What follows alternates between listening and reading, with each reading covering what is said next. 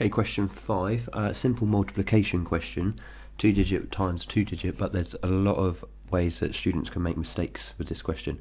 So this one we've got 58 times 73, and there's in general about 3 methods that you might want to use. I'm going to go through all 3 of them so you can see how each of them works, and all of them will get to the same answer.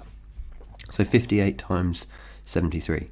The first one I'm going to look at is what I call the Chinese method, where we would lay it out in a grid, 58 and 73, and then we draw our diagonal lines, and then we're going to multiply all of them together. So 8 times 7 is 56, 5, 6, 8 times 3 is 24, 7 times 5 is 35, 3 times 5 is 15. We're going to add each of the diagonal columns up. So we've got 4 in that first one, 6, add 2, add 5, so it gives us 13, so we're going to carry a 1 over. In this one here we've got 5, 10, 11, 12, so we're going to put a 2 and carry the 1 over, and then we've got a 4, so 4,234.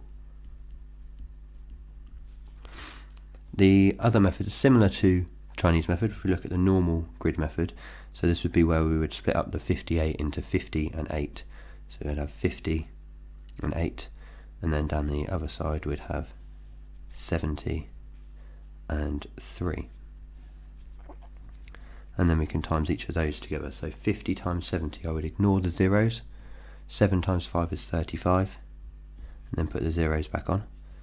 70 times 8, ignore the 0, 7 times 8 is 56, remember to put that 0 back on. 50 times 3, cover up the 0, 5 times 3 is 15, remember to put that 0 back on, and then 8 times 3 is 24. Then it's a case of adding all of those calculations together.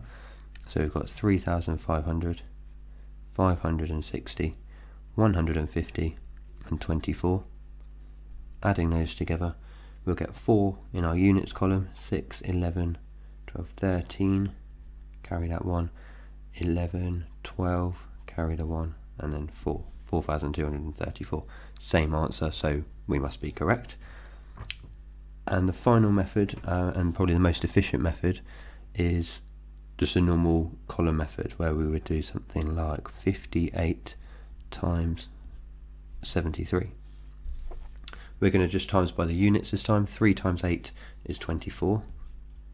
3 times 5 is 15, add on that 2, so 17. Then we're going to move on to multiplying by the tens, so we're not really timesing by 7, we're timesing by 70. So we're going to put our 0 for our placeholder. So 7 times 8 is 56. And 7 times 5 is 35, add on that 5 would give us 40. And then we just need to add these two numbers together, so we'd have 4, 7 add 6 is 13, 1 add 1 is 2, and then the 4 left over, so 4, 2, 3, 4.